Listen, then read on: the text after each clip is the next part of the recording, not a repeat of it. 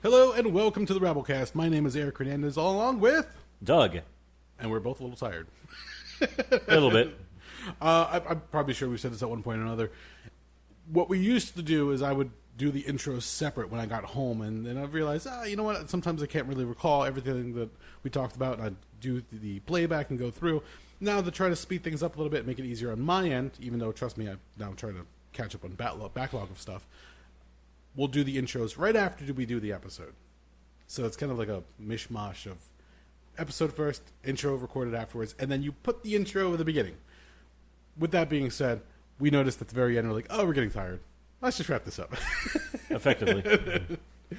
We do our best. We have a lot of fun, but we cover a lot of different things. We go from music videos, the music industry, peer-to-peer file sharing, music of the 90s, soundtracks, which parlays into some movies, comic books, Batman. We get into DC shows, cancellation of certain shows, the DC Universe app, a whole bunch of fucking shit. So if you're ready for a lot of weird segues, a lot of weird conversations. Did you ever find out what Alicia Silverstone did after Blast from the Past? Yeah, she did a bunch of other stuff in the early 2000s, including but not limited to... the last major thing she did was she was a reporter in 2004's Scooby-Doo 2 Monsters Unleashed. Oh, that's right. Holy shit. After that, she actually drifted away and started doing... She did some TV work for a while. Then she started getting more into independent cinema and theater.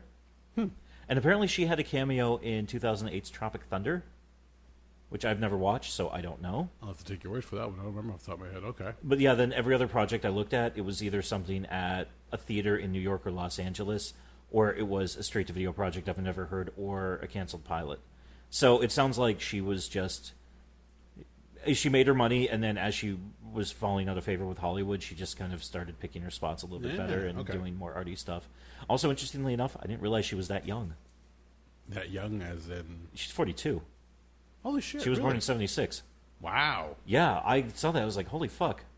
Yeah, she's about to turn 43. I thought she was way older than that. Okay, well, that's one of the things we cover as we go through, like, what has Alicia Silverstone been up to? Now, we just answered that for you before the show started.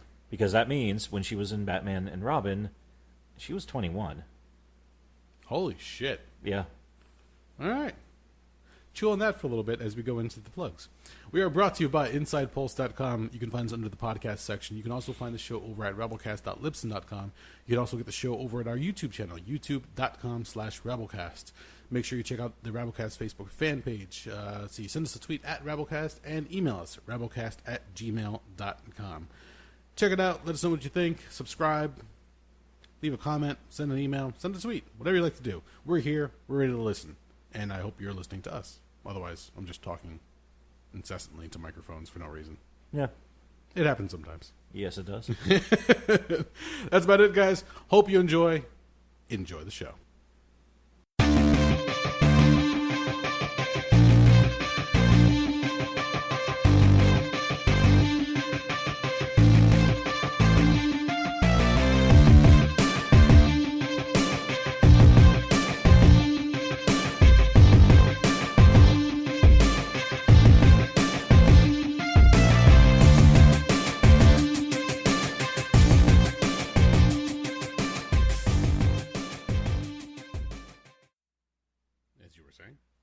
About... Oh, there was a music video playing in the background when I walked in. Wow, I completely forgot that already. That's not good. So, when you walked into the studio, I was playing the video on YouTube for Bad Girl by Madonna from her 1992 record, Erotica. Okay. So, the video is interesting. She plays some type of high-powered executive in the fashion industry, but the underlying theme is something's eating away at her, so she's just constantly running from it by indulging all of her vices, i.e. chain smoking, drinking heavily, engaging in one-night stands with random guys. All the while, Christopher Walken, who I don't think he's ever looked young, because even in 1992 he looked like an old man. Okay. He is always shadowing her movements, and eventually it's from kind of supernatural positions. So eventually what you figure out is he is her guardian angel, and he's just watching over her. Okay. And A lot of it is him not so much judging her, but kind of looking sad for her. Okay. Almost sharing in her misery and her depression. In fact, one of the best scenes is she meets a guy at a bar, goes home with him, fucks him, or it's heavily implied that they fuck. Then they cut to her waking up in the guy's bed. He's already gone for the day, and she looks at a note on the pillow next to her. And then she gets this really upset look on her face and crumples it up, and the crumpled up note all of a sudden appears in Walken's hand, who's like, he's in like a kind of like one of those crane chairs, so it's supposed to imply that he's like floating over her, I guess. Okay. The crumpled up note appears in his hands, and he uncrumples it and looks at it, and it says, "Thank you, whoever you are." Interesting. Okay. So, but then at the end of it, the climactic scene is she brings home another guy, and right before they get down to what she thinks is going to be fucking, Christopher Walken walks into the bedroom, looks at her, doesn't say a word, kisses her on the lips, and then just gets up and walks out with this kind of mournful look on his face. And then you cut to the next scene. The cops are in her apartment, and they're finding her body as she was strangled to death by the guy that she brought home to have sex with. And then it shows at the end of it, Christopher Walken in kind of like that floating over position, lighting up 2 cigarettes, and he lights them both up, and he takes one and he hands it to Madonna, who's now with him in, I guess, some type of post-life stage. Either he's the guardian angel or he's the insurance adjuster. Possibly. Oh, there's also another theory, actually, that he's Death. Okay. Where he's basically watching her and occasionally trying to do things like, in one scene, she's sitting in a diner and she goes to light up a cigarette. He lights one up himself, and right as she's about to light it, he blows out her flame. And occasionally shows up here and there, and it's almost like he's saying, "You're flirting with me coming for you. Please stop." Ah, okay. That's one of the conflicting theories. I'm not familiar with the song itself. I don't think I've ever seen that music video, actually, so I'm kind of intrigued. It's a very good, and there's one shot I absolutely adore in it. It's a shot of a snowy street in Manhattan, and it's kind of like it's elevated and kind of at an angle. Then all of a sudden it morphs into a bar, like a long polished bar you'd see in any tavern, whatever, like the bar itself. Yeah. And yeah, some guy starts wiping it down. I'll show it to you after we're done here. Sure. And maybe even throw the link at you in case you want to post it on the Rabblecast dealy. And it's just such a fucking cool transition. And I don't know why I fell in such love with that song when I was 13, but I've always. It kind of begs the question sometimes, why have I always been attracted to so much sad bastard bullshit? So it's just the way you said it. Sorry. From what I saw the video, I was like, all right, this is kind of interesting, but it had more production quality than most music videos that were out like in the late 80s, early 90s. No, absolutely. But again, it was telling a story. It's Madonna also. Yeah. I mean, at that point, she was like fucking bomb-proof. So that's very true. Which the other reason I liked it too is coming off the erotica record, which didn't. I remember hearing about it and everybody making such a big deal about it because of the album was so heavily about sex, and also that's when she put out that book, Sex, that came with it, the coffee table book. Yeah. Which is funny. I've seen pictures of it online, and nowadays I've looked at it and been like, amateur. But, then again, for, mainstream America 27 years ago, that was like, holy fuck, this is some shit right here. It's taboo. You can't talk about it. You can't show it. Is that a nipple? Oh, my God. Oh, she's wearing a mask and holding a fucking a riding crop. Yeah. Ooh. Risque. It's like no one's bleeding and nobody has a large butt plug in their ass. This time. No, it's interesting to see, especially her career, just to go over. I remember there was it had been like an independent film, because I don't remember ever seeing it mentioned or heard of again. There was a movie about her early beginnings getting into the music world. So whoever made the movie had a very different view of Madonna. It portrayed her as being very underhanded, very manipulative, and an overall bitch in the movie. Quite possible. So, I'm not saying it's not, but when you hear most stories about Madonna, people are like, oh, she's an artist. Oh, she's amazing. Current generation look at her and go, oh, who's the old lady? But the way I saw it, like, she was, at one point she was dating a guy and she's working in this group, and then when she wants whoever she's sleeping with at the time to try to be a prominent member of the group, she essentially manipulates her way into getting this guy in a prominent role in the band, whatever the case is. But when they're on the outs, obviously he's put to the side, and the next guy that comes by that starts screwing around with her, he gets favoritism from her. So it was a weird movie. I can't remember the name of it off the top of my head. Was it a documentary? It wasn't a documentary. It was played it was almost like something you would see on not A&E, but one of those weird movie channels where it had very low production. The girl that they picked looked like a very young Madonna, so they were spot on with their casting choice and whoever did the hair and makeup. But so it wasn't. It was implied to be Madonna. I'm assuming for legal reasons, so they wouldn't get their asses. It was her story. It was Madonna, but it was just a lesser known story of Madonna being told. Apparently, her early beginnings, and it was just weird to see because they used some of the music, they used some of the historical landmarks, I guess you can say, for her, because at one point she goes to a club and there's a DJ that she knows and she gets her music played, and that's how the club scene starts getting on board with her, and the more she grew, the popularity grew with her. It was just a weird movie. So when I saw that, I'm like, oh, that's a weird take on it. I never knew that story, and I looked up the background information at the time. Oh yeah, this is obviously not showing her in a very well light, because whoever made this is very biased in her story, but it is part of the beginning of Madonna. Obviously there's an artistic license that's taken in there, but they got their movie made, they put it out.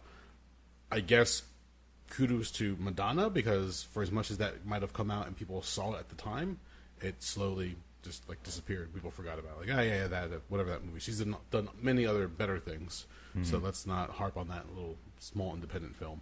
So it was a weird one. I gotta look that one up. I don't remember the name of it off the top of my head, but I'm very curious. But then again, also, I don't really know a ton about her early beginnings, other than she came from Ohio.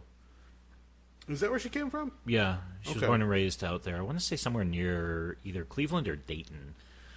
It was sometime in the 90s where on MTV. It was either MTV or VH1 where I saw her in an interview and they actually listed her real name. I was like, what the fuck? Oh, Madonna Louise Siccioni? I don't think... Siccioni? Is it Louise, her first name? Louise is her middle name. Her first name is actually Madonna, I believe. No, it's not. Okay. I believe... Oh, he's reaching for it. To the internet. Go ahead. I want to say it was Vicky or something along those lines. I don't think it was Madonna at all. Fascinating. I could have sworn her first name actually was Madonna. We're about to find out now. Let's go through that. But no, it's you see that, and you recall a lot of music videos that you would see again on either MTV or VH1, and her videos always had something to them. They always had some kind of a storytelling quality to them. They would go through, what was the other one? She's had a lot of them. Well, no, the one I'm thinking in particular is where she's in a penthouse up top, and all below, all the workers are busting their asses in a steel mill. Express Herself. Thank you. Can't fucking remember the name. On a side note, according to Wikipedia, her name is Madonna Louise Siccioni. Bullshit. Granted, it's Wikipedia, and it's quite possible somebody may have fucked around with the editing, but it is a protected article. So Siccioni or Ciccone? I don't know. I don't understand how to pronounce. I'm Italian, and I don't understand how the fuck to pronounce most Italian names. To be honest with you. Okay, we'll take Wikipedia's name word for it for the time being. But yeah, I could have sworn she had a different first name. But when I saw even her last name up there, I'm like, get the fuck out of here. Yeah, it's weird. It's kind of drawing the. It's the first time you heard a professional wrestler. It's like, wait a minute, that's not their real name? Yeah. Weird. I remember when I used to work at a comic book store, and they had a really ragtag old computer sitting there, a word processor essentially, not much else, more for the books than anything else. You couldn't surf the net. There really wasn't a net to surf of at that time. You needed $5,000 worth of equipment and a degree in computer engineering to get on the internet back in them days. And when you actually connected to the internet, you heard Transformers fucking. It was just a weird shit. Yeah. And I remember going through, and I looked on his desktop, and there was this one file that said wrestling names. I was like, what the fuck is this? So I click it open, and there's the actual performer name and then their real name. I'm like, who the fuck would have a file with wrestlers' names? Is it a hit list? What the hell is this? Yeah, why was it important enough for them to actually make a dedicated document about that. Kane, Glenn Jacobs, X-Pac, 1, 2, 3 Kid, Sean Waltman. I'm like, what the fuck is this? Jean-Paul Levesque. I'm like, okay, like, I get it. This is... Why would you have this on your desktop? Like, I guess they were just that much of a wrestling fan or a geek. Apparently so. That seems a little excessive even by my standards. They were trying to like impress somebody back in the day. I know X-Pac's real name. Which has never gotten anyone laid, ever.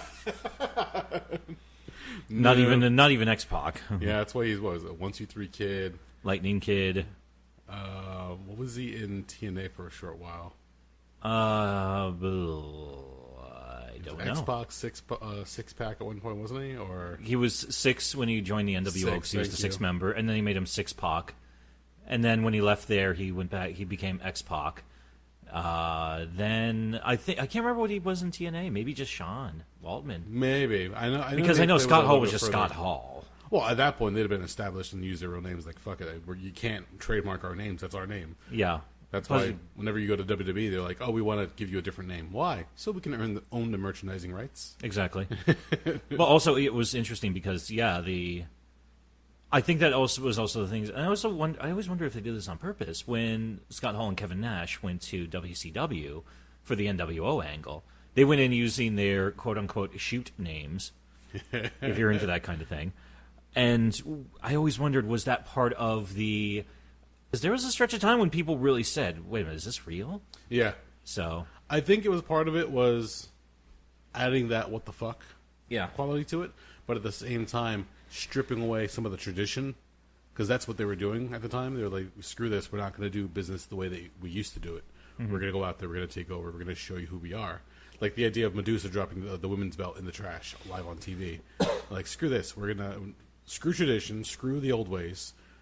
We're not going to be beholden to how things used to be done. We're going to show you what the new world order is, and that's what they were trying for. Yeah. But sooner or later, the carny qualities of wrestling took over once again when it comes to storytelling and a cattle prod in the championship match. So, well, that's kind of how things go. But it is what the fuck it is. Yeah. But going back to Madonna for a hot second. Miss Chacon? Yes, I actually counted it up. She's had 85 singles since the early 80s. See, and what always mystified me about the music industry or just the entertainment profession in general is that she has a nice body of work when it comes to music. Very nice. I mean, she's, I think, like one of the top 5 all-time selling artists. But how does that work as far as like royalties and getting money on old music or old singles? Because nowadays, especially, I was listening to... It was Joe Rogan I was listening to, and they were talking about how streaming services like Pandora or Spotify, they'll play their music, but after I can't remember how many, let's say like 1 million hits or 1 million listens, downloads or whatever it is, clicks, that you only get probably like a few $1,000s if you're lucky. And this is something I've never fully understood, because back in the old days, you sold a cassette or you sold a CD, then a certain, a couple of bucks from that sale is going into the artist's pocket. Yeah, everything else covering costs for production, tour, cars, crew, whatever the case is. Yeah, the recoupments also come into a factor as well. But, I mean, and that was always the dicey thing. That's why a lot of artists who didn't realize they needed to bring attorneys with them when they were negotiating their record contracts got fucked royally. The CTLC. Yes. So, they've famously even given interviews where they said, here's how you can sell 5 million records and go broke. Yes. There is the one interview with the one performer from Garbage. Shirley Manson. Thank you. Yes. Where she talks about that they own their own label, so they can do whatever the fuck they want. So that's apparently the way to go in the music industry nowadays. If you are lucky enough to make your own label, release your own albums, then you get the lion's share when it comes to royalties and whatever else after the fact. Well, that's actually been one of the nicer things about the way the technology works now. And there are more and more... Well, here's the weird thing. A band like Garbage is a good example. They were a band where when they broke in... Usually I say spring, summer 96 was when Only Happy When It Rains and Stupid Girl it really blew up. Okay. When those took off, it was still that time period where the music industry could support not just your top-tier artists, i.e., whoever's holding number one on Billboard, whoever's your Michael Jacksons, your Madonnas, and all that. But there was enough room at the table with how CDs were sold, and cassettes were still lingering at that point, where artists like that, who could probably, if they get lucky, they might have a gold record, or they might get a single platinum record out of their career. And then, whatever money they make off that, great, cool. They're not going to be, they're not going to be buying mansions, but they'll be living comfortably. And whatever other money they're going to make it when they're out on tour and doing the merchandise sales. Yeah. So, but then as the music industry changed, as we got into the 2000s, and the model of how people got music and listened to music started changing up, bands like Garbage, bands like I'm trying to think of a good example. It's tough for me because there's not a lot of bands that are still around from that time period working. Okay.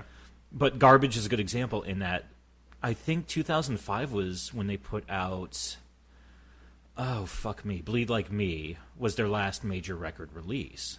Okay. After that, when they put out their next record was I think 2011, 2012, they just released it themselves. Yeah. Because at that point they said, well, fuck it. Why are we going to give number one, a lot of record labels. In fact, the record label they were on at the time, Atco, I don't even think it existed by that point. Because a lot of the record labels at that point, the smaller ones either went out of business or they got gobbled up by the bigger record labels, which a lot of the times they would do that so they could buy the back catalog. And then all the bands that sold under, I don't know, I'm sure they had some type of equation where they said, well, you're probably only going to sell low six figures for each record. You're not worth our time, so we're cutting your contract. You're done. Go do whatever you want. Good luck, and future endeavored. So then all of a sudden the bands like that realized, well, fuck it. We'll start our own label. We'll self-publish. We'll ship maybe, there'll probably be a couple thousand CDs sold. Oddly enough, vinyl's also hot again, too. Yeah. Because I do know some friends of mine, they love records. They swear to God they can hear a difference on it. I can't, but I don't have an ear for that kind of thing. Yeah, if you sit there and compare the two, there's things you can grab out here and there. The only time, and again, this is going back to my experiences. So when Kiss remastered their albums, I had a bunch of older CDs at that point that I would listen to, and I would compare the sounds, and you would actually hear the way it's mixed. You could hear more of the music. Oh, interesting. Yeah, it was an odd way they went about it. There was a cute little story behind it where a fan apparently found a lot of mistakes or incontinuities in their catalog and actually made a whole list of it in their entire discography. Oh, wow. And he presented it to Gene Simmons, to which he said, "Would you like a job?" And wow. Put him in charge of curating the entire catalog, and then they remastered everything off of the originals, not off of other tapes. Jesus. So they went to the vault, they got the masters out, went through the whole thing, and then put those on CD instead of the original, I guess, whatever they were using at that point to make copies. Interesting. And then that's, you know how CDs, when you open them, they have that little, on the left-hand side, that little margin where the case, overlaps? Yeah. In that little strip, you would have the regular album artwork, but when you would open up the CD, that little margin on the left had the word remastered across it.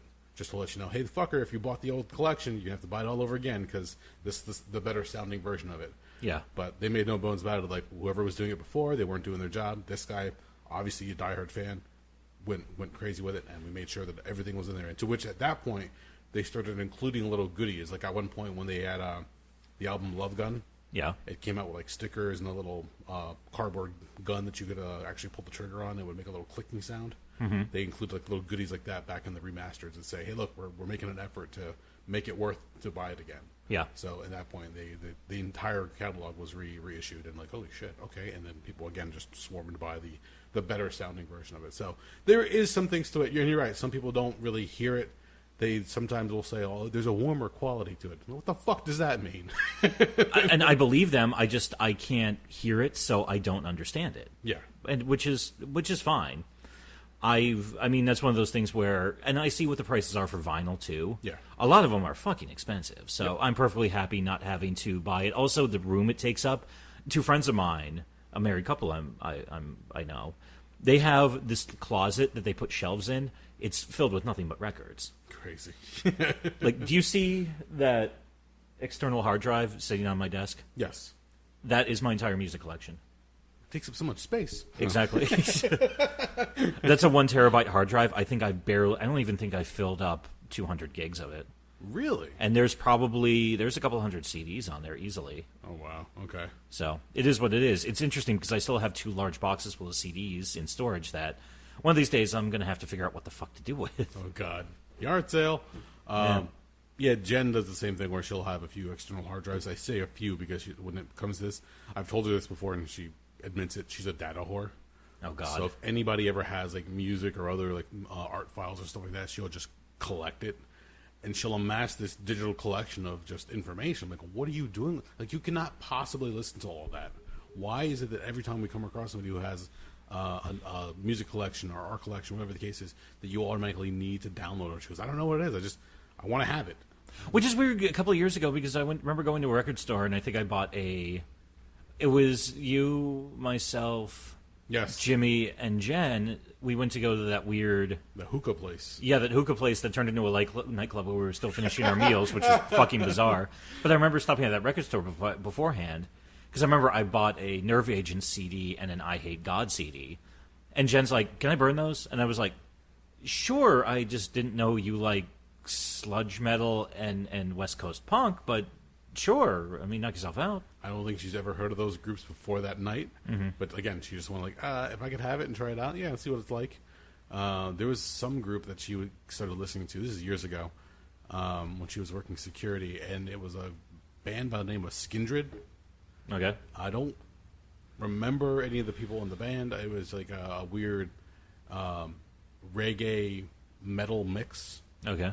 And it sounded catchy, but I was like, okay, this is cool for like if you listen to it like on a one-off or once in a blue moon. This is not something I'd put on every day. Like it's not something I'd jam out to on the way home from work or put on while I'm trying to lift weights. I was like, okay, this is different. But she was, oh, that's so great. I'm like, don't convince me. Don't try. Like I'll make my own judgments. Thank you. Mm-hmm. But she'll do that a lot of times. Where she'll put on like a random group because she's got this huge collection of information, and she goes, oh, this is really good. I'm like, just play it. Just let me listen to it and see what it's like. If I like it, then we'll play some more of it. Otherwise, it's going to be a long car ride. Otherwise, just do me a favor, play the hits. Yeah. Just go from there. But stick with the crowd pleasers. Yeah. No, it's interesting, like especially if you have that, if you've got the space and if you're into the audio side of it, yeah, having vinyl's fun because it's like anything else. It's a collector's hobby. You have them for the album, the artwork, the large pieces. At one point, I had a bunch of friends who were collecting albums from the 80s, not for the music necessarily, but because they would hand the artwork up on their walls. And I've known some people who would, their favorite records, they got these special cases they could hang on the walls. Yep. Yeah, to display them. So it's like, oh, here's our favorite record, and they would change it like once every couple months, which was also kind of cool. But with that, you said you've never downloaded anything on your phone, right? As far as music is concerned. No music, there's nothing on my phone like that. The other day, I was looking on iTunes, and I was looking through different albums like I haven't listened in a while. Because if I'm driving somewhere and if I don't have a song with me, like on my phone or on my iPod, I still carry around an iPod. I'll throw on YouTube on my phone and just connect it to the stereo, and I'll just listen to it that way. Like I can't tell you how many times I left here going home, and I'll look up Soundgarden or I'll look up Nine Inch Nails or the Crow soundtrack. I eventually bought that again on digital, so I own that and I can listen to it whenever I want now. But I'll just like play a random YouTube video. The only thing that sucks is every now and then if you play like the playlist, maybe like second or third song as you're skipping through, you'll get like an ad and it has to play through. Like, motherfucker, I don't want to listen to your fucking insurance ad when I'm trying to listen to it like a hole. Yeah, but unfortunately, YouTube's got you by the balls. And if there's a way to put in ad block on your phone, I'm not aware of it. Yeah, not that I know of. But when I was noticing when you go through iTunes, if you download something on iTunes, you'll see every now and then it says remastered, or it was either remastered or engineered for iTunes. So in other words, they remixed the sound a little bit so that it sounds better coming off of your phone. Really? Yeah. Oh, that's interesting. Because they know that a lot of people now listen to their phones either at the gym, at work, on the go, whatever the case is. So to get the most out of it, they'll have to remix the sound a little bit so that you'll have a better sounding quality of the MP3 itself. So it sounds not drastically different, but it's just optimizing it for what you're using. Remember like when you had a stereo or even when like nowadays a TV and you go through the sound settings and it's like theater or sports or whatever the case is. Yeah. And you would have like a different profiles essentially. Yeah. That's the idea for this, is that they're trying to maximize it for what your player you're using at the time. Okay. So I was like, All right, interesting. And again, for people who complain that CDs don't have that warm sound, the vinyl always captures everything. Everything, even like those little imperfections, you catch them with like those little clipping sounds here. Yeah, and the there. pops and the hisses and the clicks. And people love those things. Like you need them in there to the point where I think there's even a program nowadays that if you want, you can actually record your audio and then overlay this program, and it'll actually include the pops and the sounds and everything in there, so it sounds like it's recorded on an old vinyl. No shit. Yeah. Oh, wow. That's weird. It's weird how we have filters and programs to now make our new shit look and sound like the old shit. Yeah, from 40 fucking years ago, which is so... But, I mean, people are like that. But, I mean, also, going back to the entire thing with the remastering as well, I don't remember exactly what year they came out with stereo recording. But when they would do mono back in the old days, there was only so much they could lay in there. Yeah. So there were a lot of times where, because I remember hearing stories of, who was the famous producer who worked with the Beatles? Oh, God, I can't remember off the top of my head. Name escapes me at the top. Okay. I can't remember the guy's name, but I was listening to an interview with Henry Rollins, and he talked about how he met him for dinner one night when he was passing through L.A., like something like his publicist was also working with this guy and something like that, and he said, everybody's going out for dinner, how'd you like to go with him? And Rollins was, of course, like, okay, I'm going to be that guy and ask the fucking Beatles question of this guy. And he asked him a question, it's like, oh, why does this mix sound different from this and this? Why did they sound so drastically different? And the guy said, oh, that was the mix, that one came from the mixes when we were working on this record, I would send each of the members home that night with this recording so they could listen to it, so they could continue workshopping it. But, we were recording mono, so I had to be very, it was very specific how I'd layer everything on there. Because back in those days, it was more of an art, as if you can kind of bounce enough things around so you can get a lot of overlay. Yeah. Which is interesting, because that was one of the tricks Trent Reznor always did. Because for most of his records, he recorded every single instrument himself, and then he was constantly fucking around with it. Yep. So, but that was kind of where... his tech side actually, I think, was always more prominent than his music side in terms of how he approached his recording. So another guy who, after a while, wanted his own label so he can release his music. Yeah. In fact, part of it, didn't he release one record for free download just to spite his former record label? I believe it was something along those lines, yeah, because I remember a story at one point where I guess they were putting them on thumb drives and leaving them at clubs. Mm-hmm. So you can just pick it up and plug it in and listen to it. Wild. And people are like, what the fuck are you doing? You can't give that away. I'm like, what the fuck not? It's my music. Fuck you. I'll give it away if I goddamn well want to. Yes, fuck off. That's exactly what he did. So that's actually one of the reasons I like Bandcamp. I don't know why I just said Bandcamp like that. Bandcamp! Because at that point, you can listen to their music, or a lot of them even say, if you like our stuff, download it. You pay for it what you think it's worth. Yeah, exactly. So you could send them $1, $5, $10, whatever you want for it. So, and that's hit or miss with some people, because it's kind of like the most famous instance I can think of that, not in music but in comedy, when Louis C.K. was releasing a special online and said, download it and pay whatever you like. Mm-hmm. And people are like, oh yeah, cool, and they'll like throw them $1 or throw them $10 or whatever they would like at that point. And people are like, that's not, you can't sustain that. I'm like, bullshit. If you have that kind of a following and the fans appreciate what you're doing, yeah, you definitely can. It depends on how it's structured. But if you're just like some run-of-the-mill band off the street and you're like, oh, pay what you want. I'm like, here's 25 cents, buddy. Yeah. You're not going to get much. It also, but the thing is, though, you're talking about, this is Louis C.K., I'm assuming before all the business went down with him. Yes, before he was asking people if he could masturbate in front of them. Or sometimes even very rudely, not even asking. I was going to say, if I want somebody to watch me jack off, I'd think at least beforehand I'd be like, "Hey, are you cool with this?" But anyway, we're not here to adjudicate that. But you're talking about Louis C.K. at a point in time when he was arguably one of the biggest names in comedy. Yeah, and he also harnessed that power of his fame and his performance and said, "Look, there's enough people who watch me. There's enough people who like me. Let me try this." Because it was either that or go through the usual system of finding a distributor, finding somebody who's going to record it for him, produce it, whatever the case is. He says, fuck this, I'm just going to make it on my own, put it out there, and see what I do. And he had huge success with it, to the point where other people were trying to replicate his success. Some people had similar stories, other people not so much. I think Radiohead was another one that tried doing the whole, we're going to put the album out on this site and just pay whatever you want for it. I know... Actually, they were still using well, this might be a different story altogether, but I know within the last couple of months, a thing came out where somebody hacked into one of their computers and took like all their session work. Oh, really? And like all their B-sides and unreleased material and alternate takes and everything that they were just using as play-around files and tried to ransom them back to Radiohead. Oh, that sucks. Yeah, so Radiohead actually pulled a nice go fuck yourself. They said, we're putting this out for free. You can download it if you want. We're going to include a couple of links here. If you want to pay something, here's a list of our favorite charities. Give them some money. There you go. And they completely just cut the balls off the fucking... It was kind of the thing that happened with Whitney, the comedian. Whitney Cummings recently. Okay.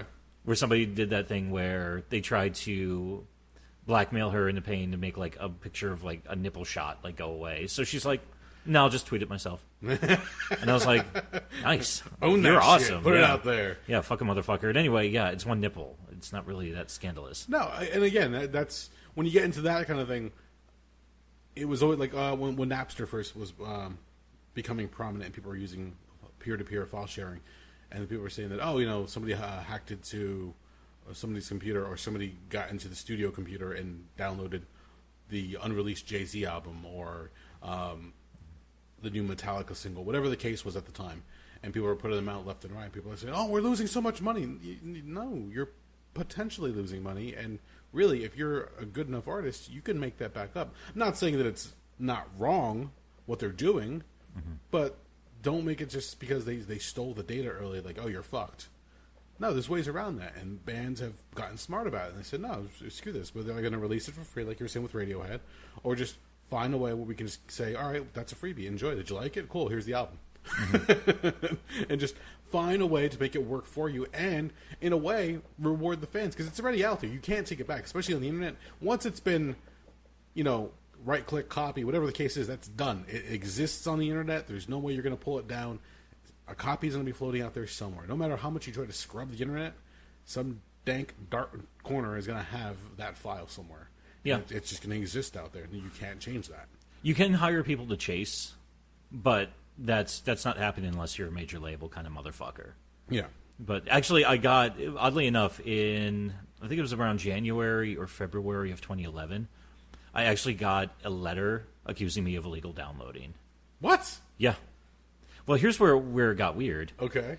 I had left Pennsylvania in May of 2010 to move to New Jersey. And at that point in time, the company I was going through for my internet access, I told them I'm shutting down my account as of this date, and they're like, all right, fine, we'll get your final bill to you, make sure you bring your equipment back to this location, bring the not the router, the modem. Okay. Yeah, whatever the fuck, back to our location, otherwise we're going to bill you again for that. And I'm like, all right, no problem, dropped it off.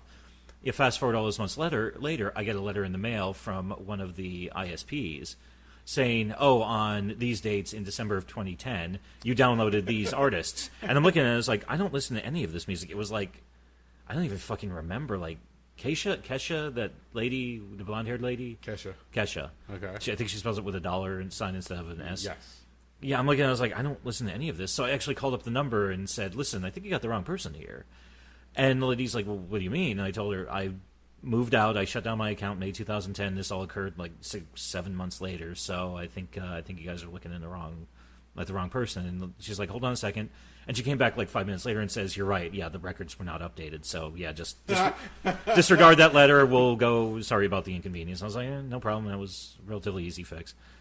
But it was, for the most part, with that kind of stuff too. And it's also weird because on a lot, if you're still doing Soul Seeker and any of the downloading like that, there's so much shit that's just insanely mislabeled. Oh yeah, definitely. Some people, I swear to God, do it on purpose. So yeah, I'm sure there's a little bit of trolling going on as far as that's concerned. It's like back in the day of beyond Napster, like Kazaa or BearShare, whatever the download sites were, where you go to like download a movie or a video, and all of a sudden you get fucking porn, and you're like, that's not the League of Their Own that I was looking for. Yeah, kind of weird.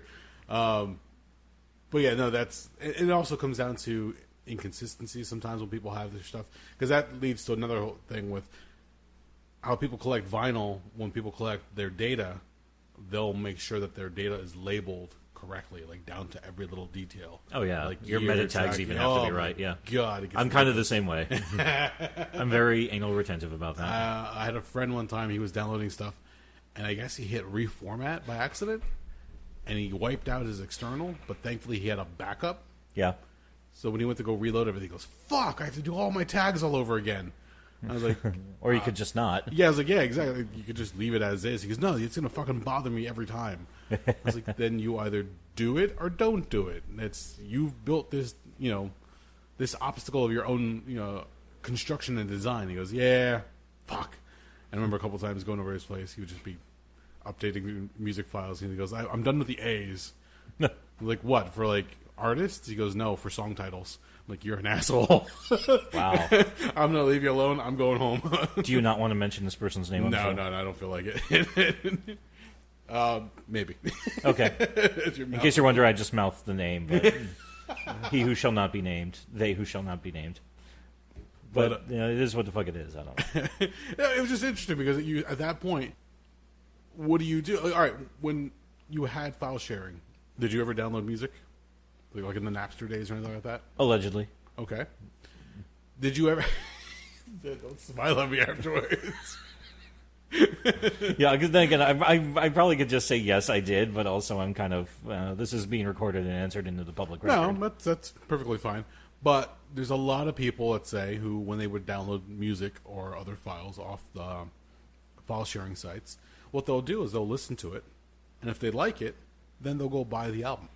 Mm-hmm. They said, I really like this. So it was kind of like sampling it, essentially. Yeah. They weren't just being dicks and saying, I'm just going to download the entire discography of Metallica or Aerosmith and just be done with it.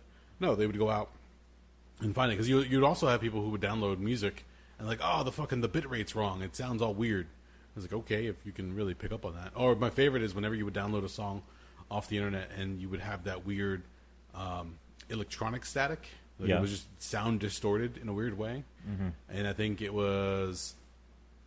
Evanescence was one of the first CDs we ever came across. They actually had some kind of like anti-copy program built into the disc. Oh, yeah, where if you ripped it, it fucked up the quality. Yes. Yeah. So certain parts of the song would get all weird. And again, it's like when Jen when you went to the record store and Jen, you saw those different discs, and Jen's like, could I burn those or could I rip those? For a while, that's what it became. As soon as you had the ability to, like back with cassettes in the old days, as soon as you had the ability to record and make a copy for yourself, you would do that. How many times have people like rented a VHS from a video store, take it home, make a copy, bring it back? Oh, loads of people. Yeah. I used to know somebody, they had multiple Netflix accounts. Because every time they get a CD in, they'd take it. They put it in their computer. They had one of the better, and this was about 10 years ago or so. They had one of those really good programs that they could rip any DVD they wanted. Mm-hmm. Because they were constantly trying to find new ways to protect the DVD. And of course, the people out there, the informational anarchists, I guess I'd call them, they'd be like, okay, you just came up with this new coding, we're going to figure out a way around it. So it was just like constant escalation. But he had binders upon binders upon binders of burnt DVDs. Is it the same person we're talking about? No, this is a very, very different person. Okay. Very different person. I'll explain the differences later. Sure. That'll be for Rabblecast After Dark, a.k.a. Rad. I like how this has become like a thing, and nobody's really asked about it just yet. It's just building slowly. We're advertising a product that is currently not available to the public. Well, that's how you build buzz around your brand, I guess. There you go. But anyway, and now I can't remember where the fuck I was going with that. Binders of lots of movies. Lots of movies, to the point where I think even though he had the maximum plan with Netflix where he could take 2 DVDs out at a time, no cap per month, so it was like $20 a month or something like that, which was like their top tier plan at the time. Even after a while, they said, "What the fuck are you doing?" Yeah, because it's like this is starting to look a little fishy. Like, you cannot watch this many movies in the amount of time that you're. If you literally do nothing other than watch movies and maybe sleep for 3 hours a night, we can believe this. But other than that, and the funny thing was, the guy had no job either, so he was just a fucking weirdo. But again, people just have a thing like where they'll hoard, whether it be music, movies, I mean, take your pick. Anything that's worth collecting, people will just latch onto something and they'll just go crazy over it. It's something that may or may not have value to them, so they just kind of need it. Yeah. I've also read that actually and here's where I've always wanted to look into the psychology of it. A lot of hoarders, one of the reasons that they're constantly gather stuff is they have such an emotional trauma and they build up such a wall about it that they also need the physical stuff there to also kind of act somewhat protective to them. Oh, weird. Yeah. I might be fucking up some of the theory of it a little bit, but that was part of it where it just becomes they need so much stuff around them and they have such a hard time getting around it. So then they even come up with reasons not to get rid of it, like, oh, I have such an emotional attachment to it. It's like, no, it's an empty potato chip bag. It is the very definition of garbage. So, but it means a lot to me. Yeah, some people do that. No, trust me. Every now and then, like, we'll do cleaning throughout the house, and if you're going through like old drawers or old bins, and you're like, why am I holding on to this old magazine from like 10 years ago? Like, I read the articles, I know that all the information that's in here. I can't quote it verbatim, but I know what's in there. I know what I've gone through. I can toss this damn thing. It probably exists somewhere online now at this point. Yeah. But people just put things off to the side, and they're like, oh, I'll hold on to that. Oh, I'll hold on to this. And after a while, shit just starts to pile up. Yeah. So I can't tell you how many times, not collecting it, but it's something that I do that drives me nuts, and I have to stop this. Whenever you go shopping, like Costco, they'll send you like their coupon book for the month. Yeah. And I'll get one, and I'm like, oh, okay, I'll look through it. Nowadays, you don't have to bring the coupon book with you. They just automatically discount whatever you buy in store when you buy it. Oh, because you have the account. Yes. Oh, yeah. Which is nice, because at that point, you're not clipping things. You're not trying to tear it across the line perfectly, whatever the case is.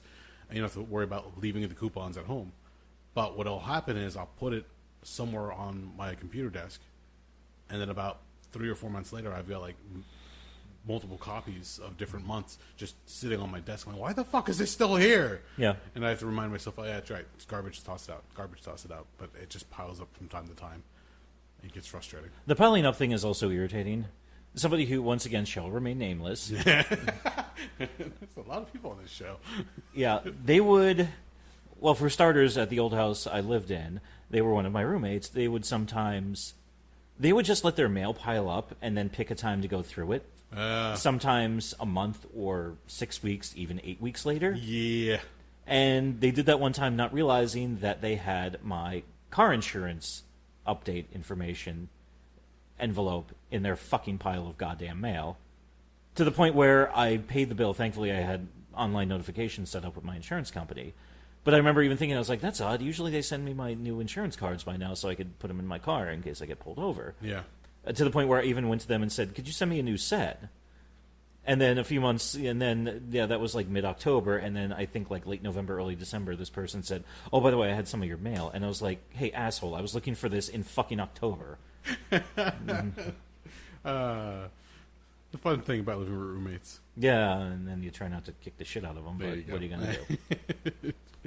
But, no, it's interesting to see where sometimes music, whether it be... Like, I still wonder, like, the argument between vinyl and cassettes. Because cassettes were so easy to carry around with you at the time. You know, you put it in a little case, pop it into your cassette player in your car, you're good to go. And then especially you had your Walkman. So, like, the cassettes and CDs or discs were more or less the same type of portable medium, where you can't carry around a vinyl record with you all day. No, that would be insane. and like having a laser disc when you want to watch a movie. Don't touch it. Just hold the edges. Yeah, stand very still. Do not move. Don't even breathe. But it makes me wonder, just like how much further are we going to go with all that? Because right now it seems like we've kind of like tapered off for the time being. And now that we have digital, yeah, there's different versions of digital. So you'll have the regular copy of it or the remastered copy of it. But what's going to come after digital? What's going to be after MP3s and MP4s?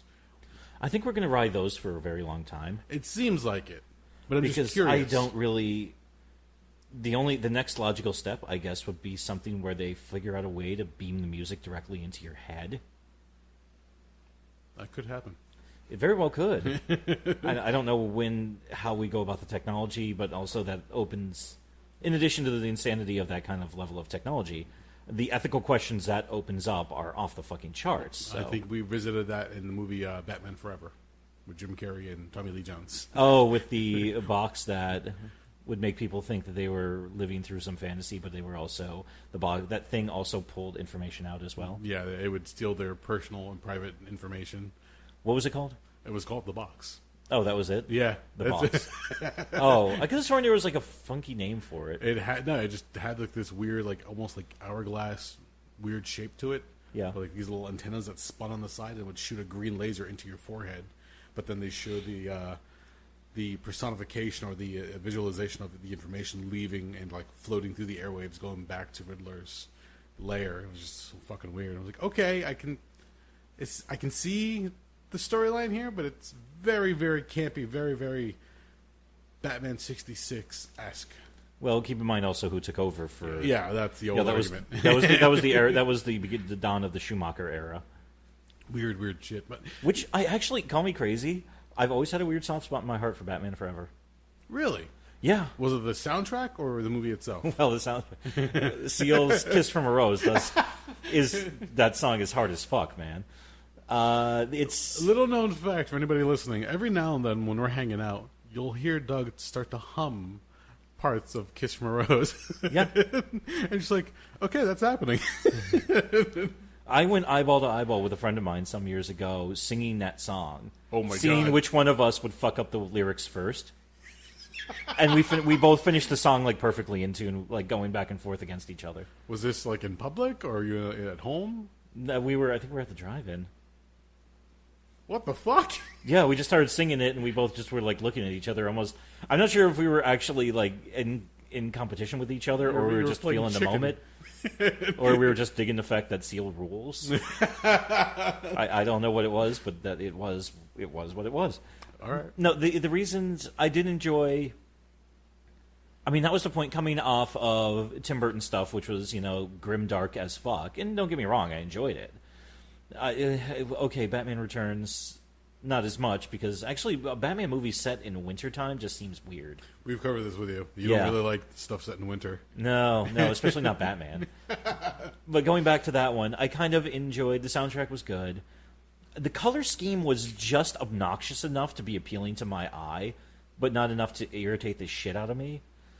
I didn't mind the bat nipples. Wait a minute, was that the first one with bat nipples, or was it Batman and Robin? No, it was this one. Okay. Val Kilmer, not a great Batman, excellent Bruce Wayne. Yes. The introduction of Chris O'Donnell as Robin. Hit or miss, depending. I liked Jim Carrey as the Riddler. I mean, it was Jim Carrey in 95. He wasn't so much going to act for you. He was just going to do his shtick, and you kind of had to get him to tailor it to the specific needs of the role. Tommy Lee Jones was there just kind of like to do some heavy lifting, since he was weirdly, well, not really sedate. Well, okay, he was sedate compared to everybody else in the goddamn movie, but he was still over the top. Oh yeah, he was trying to keep up with Jim Carrey at that point. And Nicole Kidman was there as well as the love interest. It's so weird. But it was, I remember having fun with it. I like the color scheme, but then by Batman and Robin in 97, that was just like, okay, this is just way too fucking much. This is just fucking stupid. I remember watching. Well, first off, all right, so Batman Forever, for some reason, is the one scene that stuck in my head, and I loved it so much, is where Two-Face comes to the casino as they're unveiling the box. Yeah. And Batman shows up and starts fighting them off, and as they leave the casino or the party that's going on, Batman chases them like into the underground, so he goes down that one chute. Yeah. And they trap Batman in the one brick room, and they turn up the gas, and they fire, and the fireball hits, and he covers himself with the bat cape, and he hits the button to insulate himself. Yeah. The one shot where he jumps out of the flames, and he's like huffing and puffing, just staring down Two-Face. Like, that's a great scene. Like, he looks pissed. Yeah. It's perfectly framed. It's a beautiful shot. I don't know why I loved it so much, but then fast forward to Batman and Robin. I remember we had a half day of school in the summertime. School was just finishing up. I went to go watch it early, and a friend of mine was like, "Oh, I heard that really sucked. There's a bunch of one-liners, and not many people like it." That same night, I went back to watch it again with my brother. Really? And after watching it the second time around, like I enjoyed it the first time because it's a Batman movie. I was a kid. What do you want? I watched it the second time around with that filter of my friend saying there's a bunch of one-liners. I'm like, holy shit, this entire movie's one-liners. Oh God, yeah. I was like, I didn't realize that. I was mesmerized by it just being Batman. But after getting like something pointed out to me, I'm like, fuck.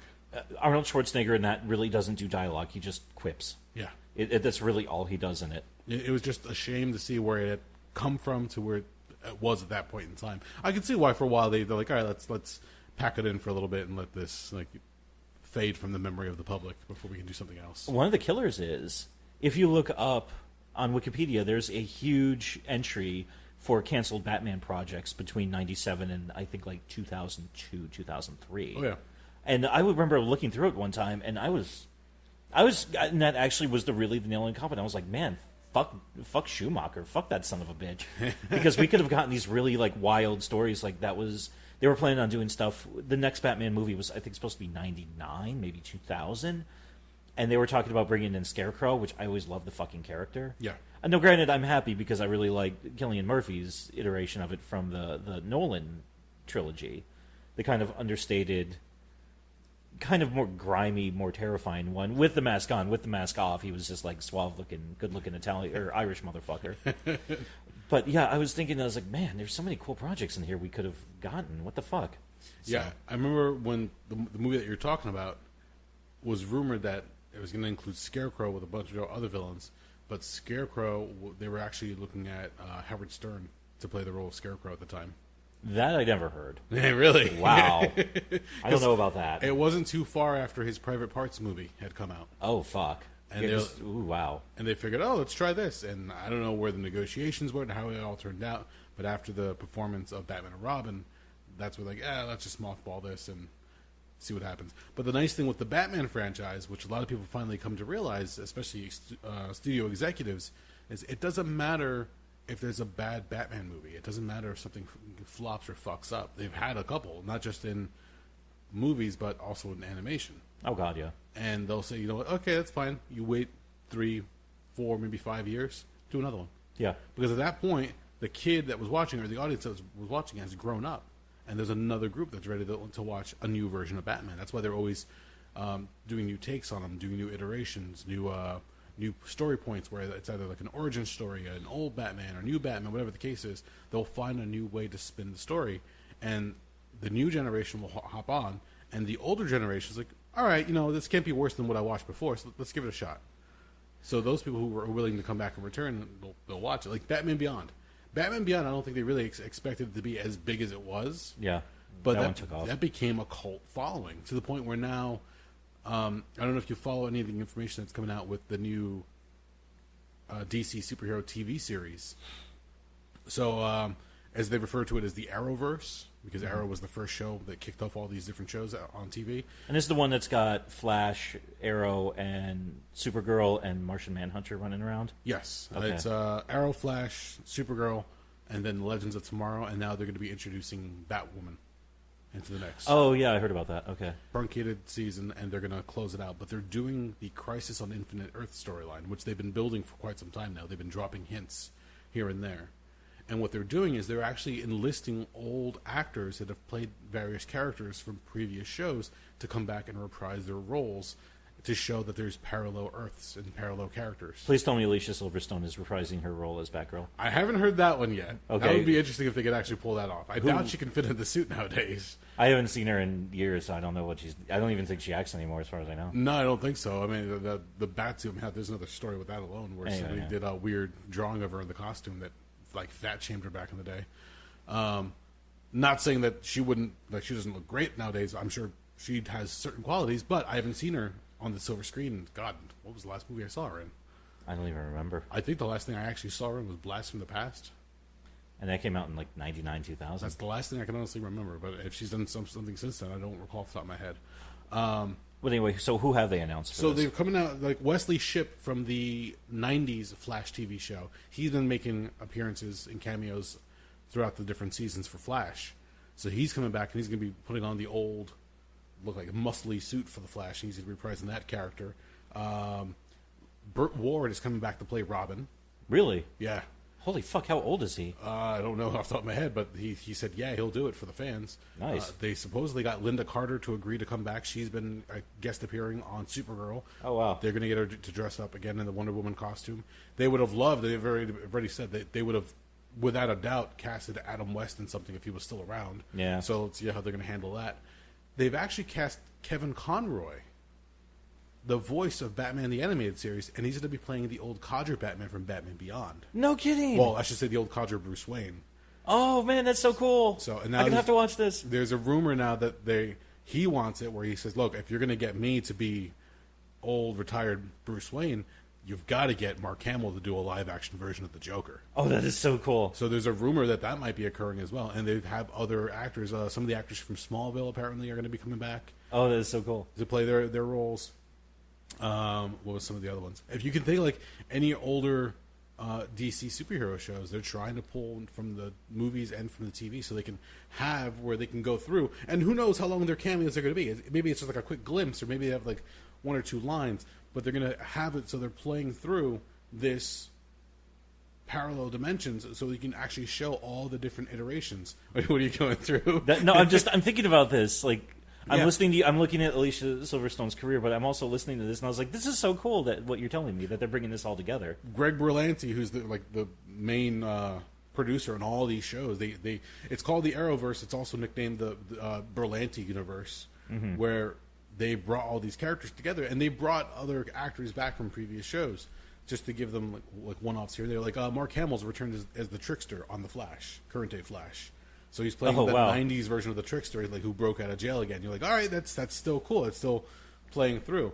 But also fun on the side note, in Justice League Unlimited, in the one episode where Batman and one of the assholes who fights Apocalypse, the New Gods, one of those fucking guys. So he's like a super overpowered dickhead. Okay. Yeah, Batman and this guy, they go back to Orion, I think it is. Yeah. Yeah, he's got the little fly Yep. scooter fucking dealy. Yeah, they go back to his hometown, and he runs into the Trickster, and Batman and Orion are getting ready to just stomp the shit out of him. And Flash is like, let me handle this. And he talks to him. He's like, you're off your meds again, aren't you? And he's like, yeah, I don't need them. He's like, you're wearing the costume again. He's like, you're right, I am. But the Trickster was voiced by Mark Hamill. Yeah. So, but anyway, sorry, continue. It's just a fun way for them to bring all these actors back, give them another moment to shine, and play these either old roles or do other cameos. So the big one was Kevin Conroy. When they said they're going to have him playing retired Bruce Wayne, you're like, oh my god, that gets sense. me, because that was Batman the Animated Series and the following iterations. That was so much of.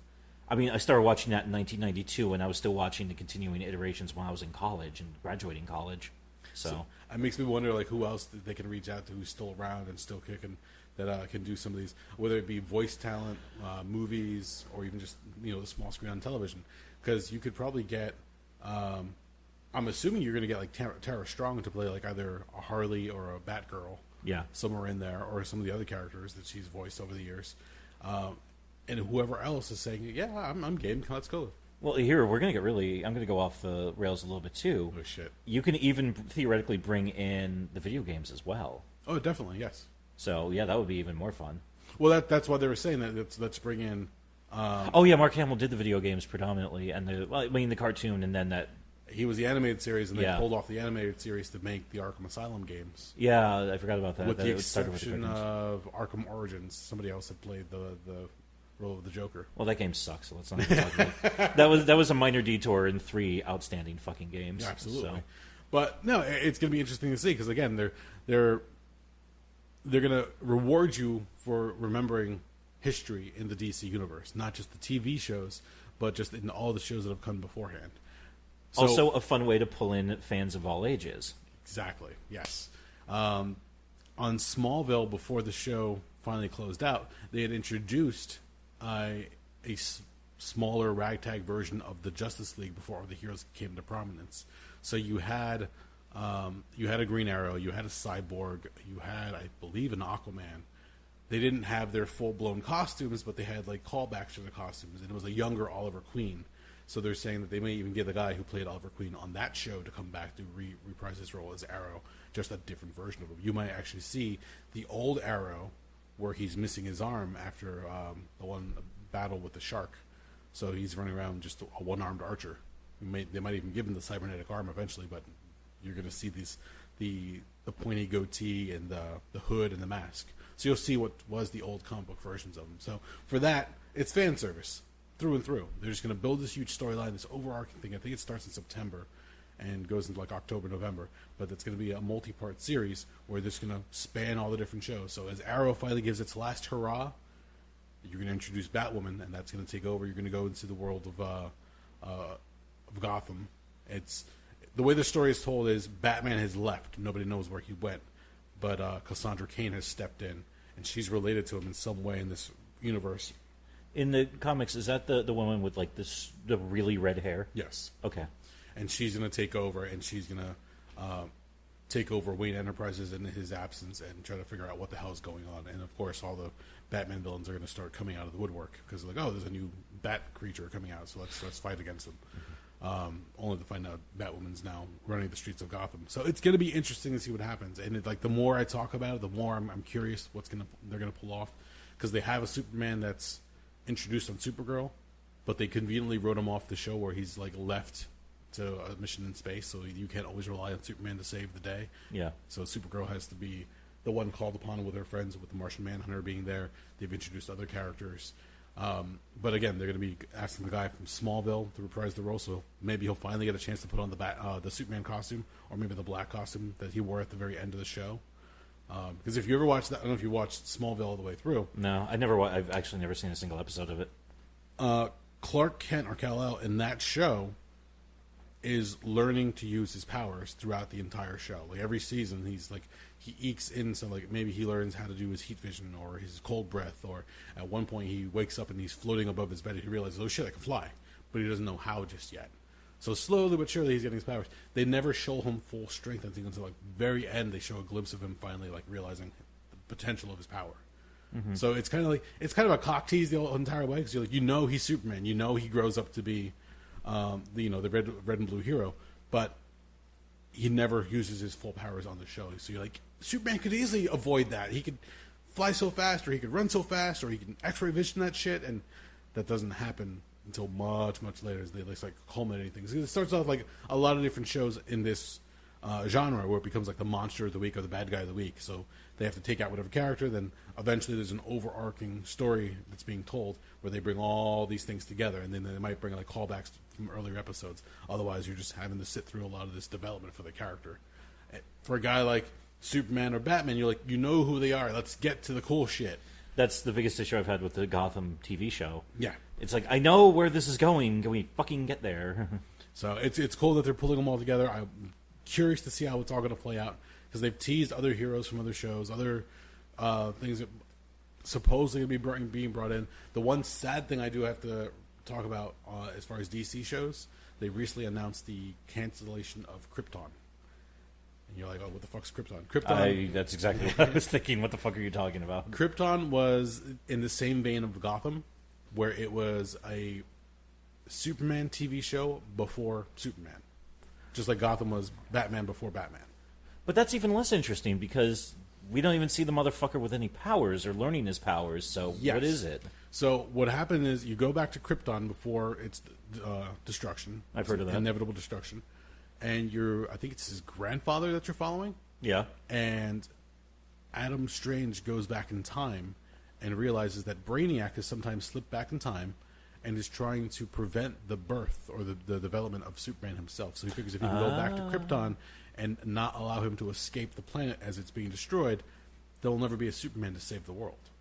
So they have to prevent that from happening. So essentially, they have to ensure not only can Kal-El escape Krypton, but they know that Krypton will eventually be destroyed. I thought you were going to say, is there like a weird scene where Brainiac's like sneaking like Kryptonian birth control into his mother's like fucking food, or like trying to cock block them from not fucking? I never watched it because I had the same reaction to this one that I did to Gotham. In Gotham, we actually tried watching a few episodes until I was feeling like, I can't. This is not interesting to me at all. Krypton was on Sci-Fi, so that already like people are like, it's going to be either hit or miss. It could either be a Battlestar Galactica, or it could be another sci-fi weird show. Pile of dreck. Yeah, so they're like, oh, so let's wait and see what happens. Well, the first season, apparently, they capped it off with a pretty cool cliffhanger. And second season, they were building up some really, really cool storylines. One, they introduced Lobo. And people were like, holy shit, you got, the intergalactic bounty hunter. They were going to do a spin-off show of Lobo, pending the success of the second season and further seasons. But they canceled Krypton, so now the spin-off of Lobo got taken down. Well, that stinks. And they were also building up the storyline where they were actually going to introduce Doomsday into Krypton.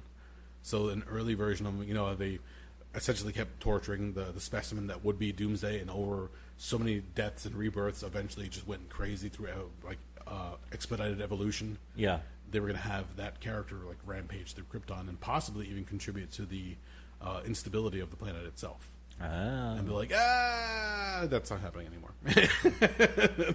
So you had a cool premise. I'll give them credit because they took what sounded like a dumb show to begin with. Nobody wants to see Superman without Superman. Yeah. They took that show and they brought it to a place where, okay, there can be stakes now because you're actually dealing with what occurs later. So at one point they had, I think it was the cape of Superman they brought back from the future. And they had to keep an eye on the cape, kind of like the Marty McFly whenever he looked at the photo in the first film and he would see his brother and sister start to fade. Yeah. They had to make sure, so long as this cape stays, that means we're continuing to do our job. If for any reason this cape begins to fade from us, that means we're losing grasp of our future timeline. Okay. So it's like, okay, there's a kind little of barometer. Yeah, you had something to go for. And again, I've never watched an episode, and I'm probably going to have to because they're saying that they're going to probably shift that. If it's not already there, the DC Universe app, where you have to pay to get Titans, Doom Patrol, which are great shows. The one season of Swamp Thing. What was the other one? The animated. I'm blanking on it. God damn it. Young Justice.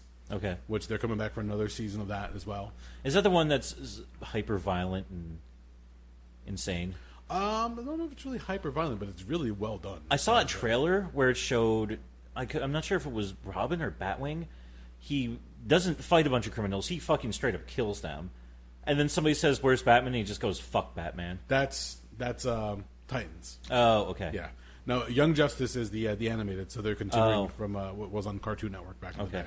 But that's even getting better because they're going full tilt with the writing. They're having fun with it. They're just going crazy. They're like, "Fuck this! Like, if it gets canceled, it gets canceled. We're just gonna have fun with that at this point." Okay. Fans have been wanting this back for years. Let's give them what they want. So that the DC Universe app has a lot of cool stuff on it. It's just interesting that how now it's, for as much as it starts to take shape, it seems like they take little things away from it here and there. I don't know if it's good or bad yet. You have to weigh out how it plays out. Swamp Thing would have been cool to have more seasons of it, but like, oh, it's too expensive of a show to run. Let's shore up our bottom line to get rid of that one. Okay, that could have been cool. Now with Krypton, they could have easily just shifted it over. Sci-Fi didn't want to have anything to do with it anymore, because who knows what the royalties and the bottom line are for that one. If you could have just shifted over to the DC Universe and continue making it that way, you would have been fine with it. But again, who knows what goes on behind the scenes? Who knows what's going on with the books? And like, oh, this costume costs too much. Oh, this filming location is just ridiculously expensive. And eventually they just get rid of shit. But hopefully that doesn't go into anyway anytime soon, and people can enjoy it for what it is. So wild. Yeah. I'll give you a heads up when Crisis on Infinite Earths hits TV. And it's funny because I generally have little to no faith in DC based on the Justice League movie and the Batman Superman fucking movie.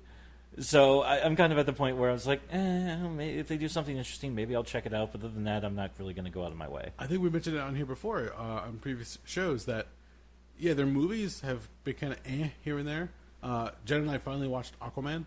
Yeah. Because it was on streaming on HBO. Yeah. And I'm not going to say it's my favorite movie ever, but I was pleasantly surprised by what I saw. I've heard the same thing, that it's not terrible. No, it's actually a fun... If you're looking for an action film, like a blockbuster film, just to sit down and watch some cool scenes and eat some popcorn, it's fucking great. Okay. I don't know what it really does to contribute to the whole, what they were trying to build in the DC universe for Warner Brothers. But as a standalone film, I'm like, holy shit.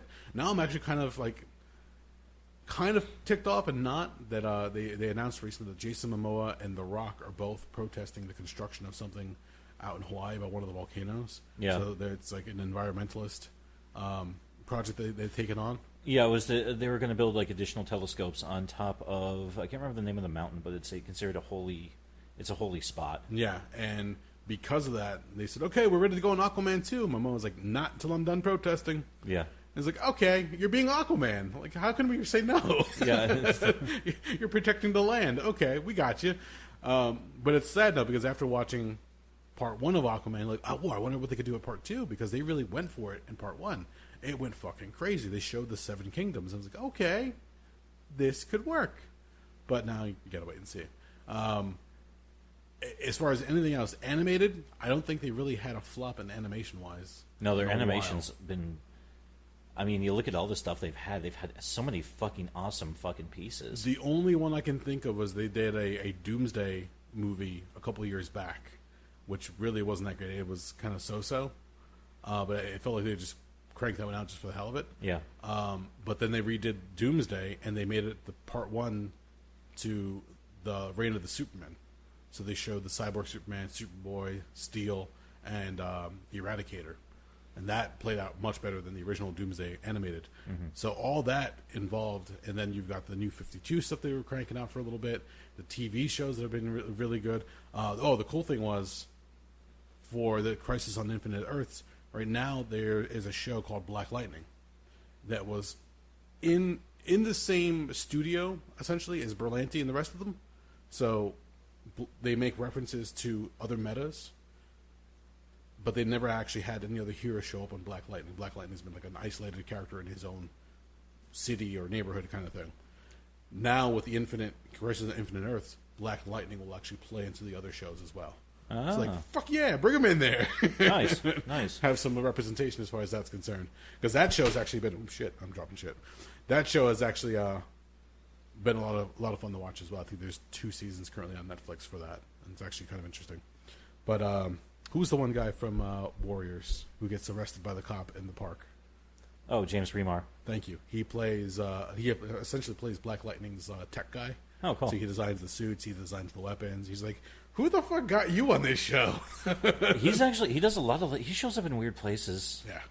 You know, he was in Judge Dredd, the 95 version with Stallone. Yeah, he was one of the punks in the very beginning. Yeah. So he was also, Dexter's dad on Dexter, for fuck's sake. So you tell me. I'll take your word on that one. I never watched an episode of Dexter. Well, that's not true. I watched one that I pretty much bowed out. I'm like, nope, can't do it. Why not? I could never get behind the idea of a serial killer as like the good guy in the story. I don't think he was so much the good guy. He figured out how to channel this awful monster inside of him into something that's actually somewhat productive for society. I watched the first one where he kills the one girl and he like lays down all the plastic and everything, and I'm just like, yeah, it's not for me. Mm-hmm. Maybe it was the actors, maybe the way it was written. I don't know. I just never caught on with me. So that when everybody was talking about, oh my god, the show sucked when it finished. Oh, good, I didn't have to invest any time into that one. I've actually been saving up. I watched the first 3 seasons. Everybody says the 4th season with John Lithgow is like the best, and I've been putting off watching that for like 7 years now. I heard it's the best, but don't critique him on his chokeholds, because apparently he does them very flimsy. Like that's not a rear naked choke. Fuck you. You can break out of that easily. Fair point. It's like, all right, suspension of disbelief. Yeah. You gotta have it sometimes. Otherwise, bat nipples. Bat nipples. Yeah. All right. I think we've pretty much put it in time. Alrighty. We've done a nice little journey for this week. I think we've put. Yeah, I think we're about that point. All right, ladies and gentlemen, we went from music to collections to comics to TV shows. If you had a lot of fun, if you enjoyed this episode, thank you for listening. I can't even say words anymore. I'm kind of in the same boat. Let's just bury this. Thank you for listening. We are the Rabblecast.